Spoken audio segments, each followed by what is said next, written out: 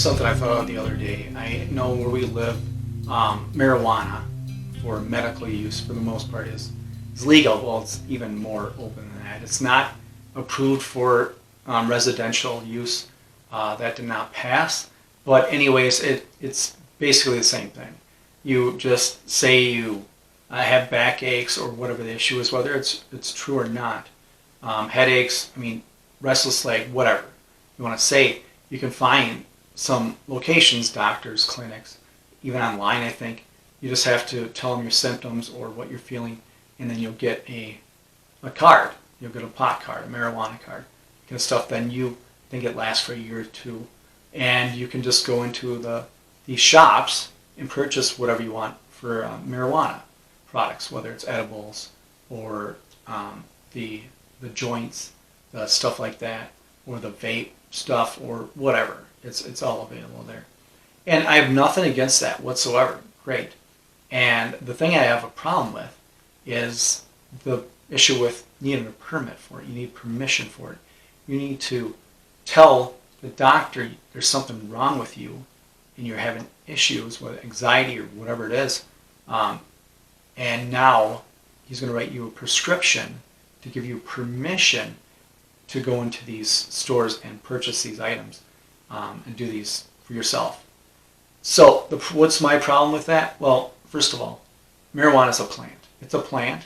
It's a plant on the planet we're here. It's been here before we were here. It's going to be here after we're gone. Who's we? You and I that are alive. So our generation. So it's here with prior generations. It's going to be here for future generations when we're not around. It's a plant. Like I said, it's natural. It has nothing to do with the government whatsoever. But because of the scare tactics, that kind of stuff, you watch that Reefer Madness, public, kind of movie, scare movie, which actually is pretty hilarious. You watched it years ago, but these high school boys and girls are having a hop at the local soda fountain. Innocently they dance, innocent of a new and deadly menace lurking behind closed doors. Marijuana, the burning weed with its roots in hell. Smoking the soul-destroying reefer, they find a moment's pleasure, but at a terrible price. Debauchery, violence, murder,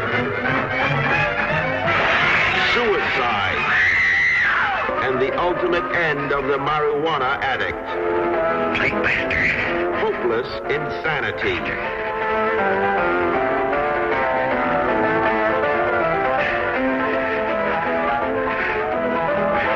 See this important pill now, before it is too late. It's propaganda, this feeding us all the time.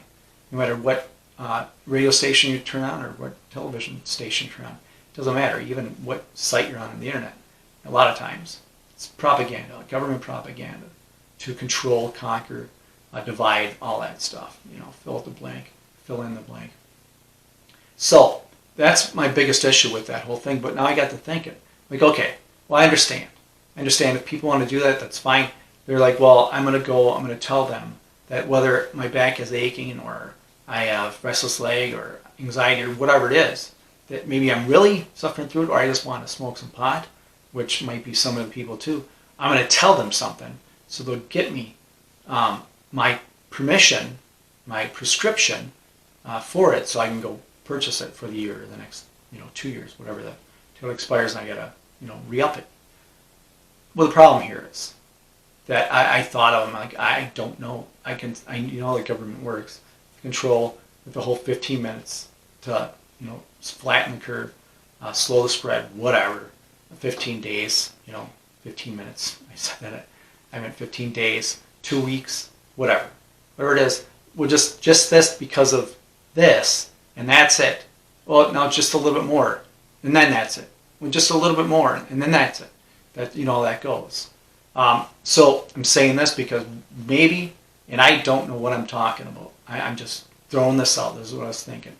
Maybe, because they're so hard up the Second Amendment thing, and there's been so much trying to get rid of people's guns and ammunition and firearms to protect themselves and their family, because they don't want any kind of uproar or any kind of resistance for all this tyranny, all this stuff they're pushing.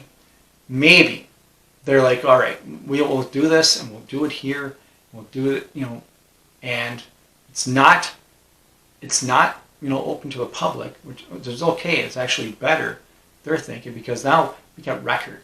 In order to buy a gun, you have to go through and have your background check and that kind of stuff. So anytime you purchase a gun, they got your name. They know who you are. They got the amount. They got the gun, how many, that kind of stuff. And now, if you applied for this permission, for this prescription from this doctor, whatever it is, now your name's there too. So now, not only are you buying guns and have guns because you purchased them in the past, but now you're smoking this drug that was, on the federal eye, is still as bad as heroin for the most part. And now, so you're doing this because of your pain, you're saying, or whatever it is you're saying, and now you have a gun too. That's not going to work. So maybe they'll come out. All right, this is what we got to do. We got to do it for your safety and the safety of the children. Gun confiscation is always a prelude to genocide. This is September 22nd. Hiding in plain sight.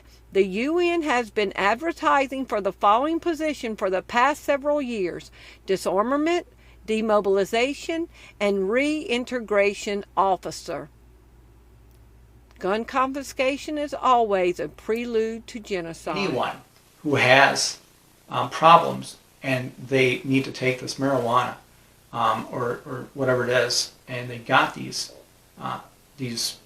permission slips, these scripts, this kind of stuff, or they got record of it, they can't buy guns anymore, and we're going to confiscate what you have because it's not safe, because you are doing this, because you're doing marijuana. It's not safe if you have firearms. So what we're going to do is take your firearms away to make sure the children are safe and the neighbors are safe and grandma and grandpa are safe. And I'm not saying this is going to happen. This is what I was thinking of. And it got me thinking of other stuff that has happened, and what is going on and what is happening with all this ID stuff and all, the 15-minute cities and everything else. So I'm not saying it's going to happen, like I said, but it just made me think. So that's all I want to throw out here. I mean, it's a plant, and you have to have permission to do it. And once you do, if you got a gun, because some states you need permission to purchase a gun, now you are saying, hey, this is John Doe here. I have all these guns that I've purchased over the years, and now I've been going and I'm smoking or getting my marijuana stuff, edibles, that kind of stuff, because of my anxiety or my pain or this or that. But it's not safe for me to be high or on these drugs and also have guns, so we got to take them away. And maybe they won't stop at marijuana. Maybe they'll go for anyone who are on all these pharma drugs. I mean, all of them, Ritalin, all that kind of stuff. Maybe sometime the Health's Clean, WHO, World Health Organization, will come in and say, well, we got to make it safe for everybody. It's a worldwide agenda. It's a worldwide issue. It's hurting the whole country, the whole economy of the world right now is so fragile. We got it. Anyone on any prescription drugs or any illegal drugs or anything else like that, we got to confiscate your firearms. Don't worry. We're going to pay you. We're going to pay you what they're worth, and then that you'll be fine. And yeah, we'll see how that goes. That doesn't matter, because it's not about the paying you what they're worth. They're worth a lot more than that, because you already paid for them the first time. But anyways, that's all I'm saying. I'm not saying it's going to happen, like I said, but something to think about. Yeah, if you like this, like, share, subscribe. Thanks for watching.